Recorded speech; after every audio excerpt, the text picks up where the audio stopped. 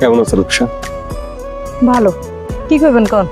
কি আর কমু, তোমার পিড়িতে আমি এমন পুড়ে গেছি, একবারে ছাই হয়ে গেছি। ছাই হইছেন, বাতাসে উড়ে গেলেই পারেন। ওই বাতাস হলে আমার তো কোনো আপত্তি নাই, আমি তোমার বুকে ভাইসা ভাইসা বেড়াবো।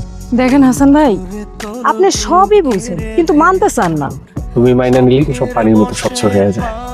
তুমি একবার করে দেখো, আমি একেবারে বদলায়। আরে আপনার সাথে আমার যায় না, এটা আপনি বোঝেন না কেন? এটা তো সম্ভব না কখনো হাসান ভাই। আমি অত সবকিছু বুঝি না, কিন্তু আমি বিশ্বাস করি একদিন তুমি আমারই হইবা, আমার চাঁদ হয়ে। আপনি জায়গা জায়গা স্বপ্ন দেখা জীবন পার কইরা দেন, আমারে আর আপনার পাওয়া লাগবে না। এরপর থেকে আর আমার সামনে আইবেন না। যতই অপমান করো, আমি কিন্তু তোমারে ছাড়ুম না।